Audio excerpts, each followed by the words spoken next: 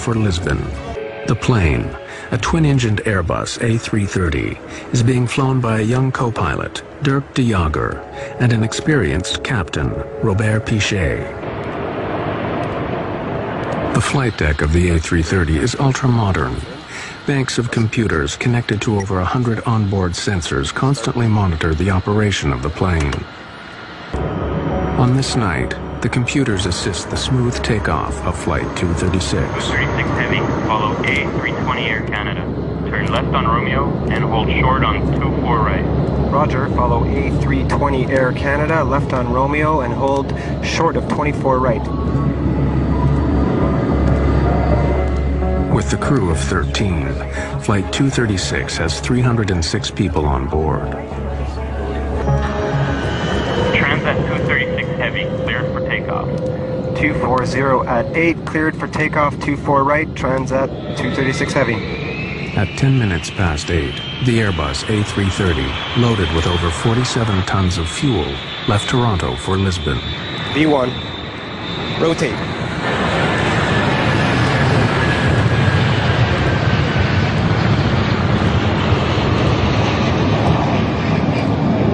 The weather forecast for the Atlantic crossing is good. Everything runs smoothly on the flight deck, apart from a small adjustment to the route. To avoid congestion, air traffic control directs the flight 60 miles south of its original route. It's a minor alteration, but will play a crucial role later. Passengers settle down for the long crossing. For the first 5 hours, everything is routine.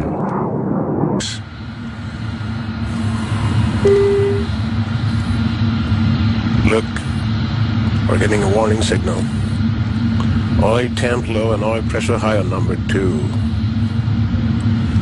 But this warning is the first step in the crisis. Air Transat 236 continues on track. Then, 20 minutes later, a new warning.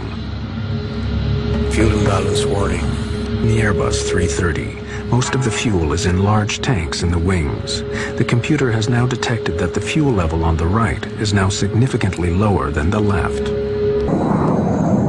39,000 feet over the Atlantic, some 300 kilometers from land, Air Transat Flight 236 is in trouble. Unknown to the pilots, the right engine is leaking fuel. The plane's computer system has thrown up a series of warnings, but the pilots believe these are computer errors. Bet you it's a computer problem. If the computer is correct, then with the amount of fuel remaining, the Airbus will no longer be able to make it to Lisbon. Captain Pichet is forced to divert the flight. We've got to divert. Transat 236 Heavy, Santa Maria Control, can you advise nearest airfield? We have a possible fuel problem. The nearest runway is over 300 kilometers away. With the fuel remaining, Lajes Military Air Base on the tiny island of Terceira in the Azores should be within reach. Flight 236 continues flying south for the next 25 minutes. Everything in the cabin seems normal. But in the cockpit, the fuel readings are getting worse. According to the fuel gauges, the plane is using fuel much faster than normal. We'll have to declare a fuel emergency. Transat 236 Heavy, Santa Maria Control. Santa Maria Control, Transat 236 Heavy, go ahead. Transat 236 Heavy, declaring fuel emergency.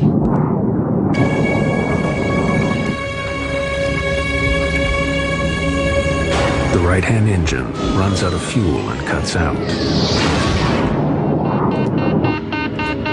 We're losing engine number 2. I don't believe this. Okay, maximum thrust on number 1. What's going on?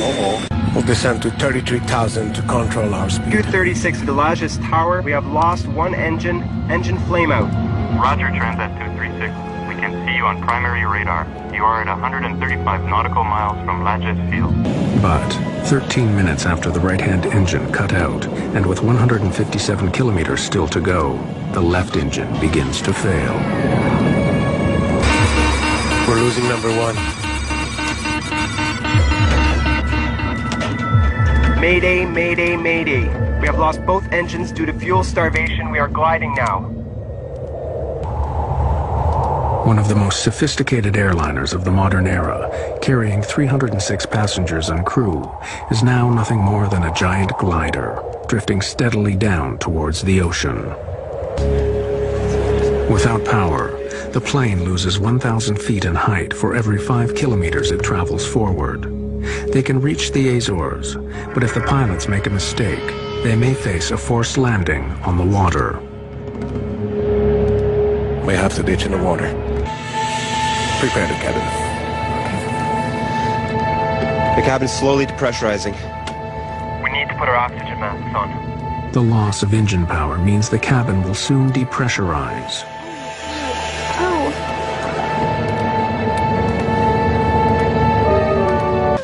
Ditching a large passenger jet on the water presents a severe hazard. If the Airbus 330 has to make a forced landing, the chances of survival are bleak. As it enters the water, one of the first things that's going to hit the water is the tail. And it's probably going to be ripped right off. And the fuselage is probably going to open right about there. With over 100 kilometers before they reach the Azores, the pilots face a long and difficult maneuver. They need to keep the plane gliding for more than 15 minutes to reach the Azores. Transat 236 heavy to Lajes Tower. Lajes Tower receiving, Transat 236 heavy.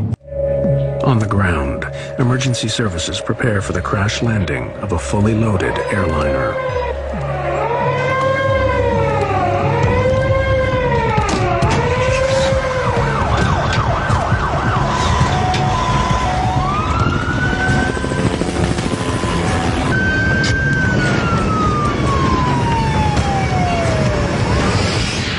With 20 kilometers to go, the crew now prepare for the most dangerous part of the operation, getting their plane on the runway in one piece. There is no room for error.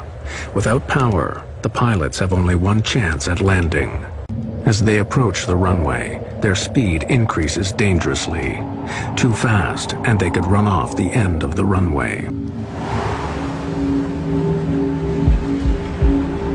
Captain Pichet now performs a difficult series of swerving maneuvers to slow the plane down for landing.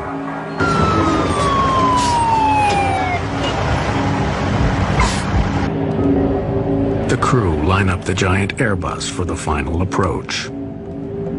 Landing gear down and locked. 3 green.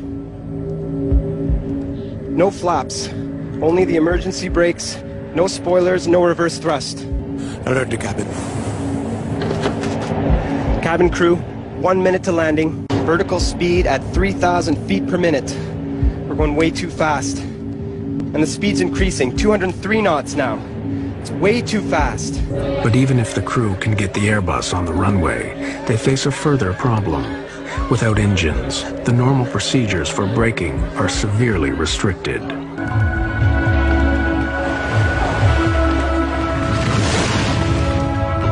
Everybody, I need you to brace. Hang on.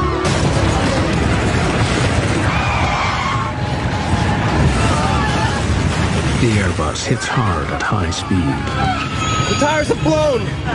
Captain Pichet tries to hold the nose down.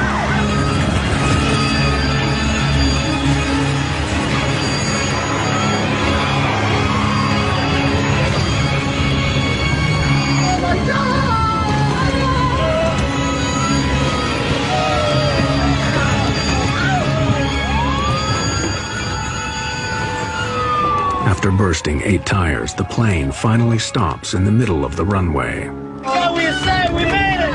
We made it! We made it! Yeah, we made it! Come on, everybody, get out of the plane right now. Let's get it. Come on, come on.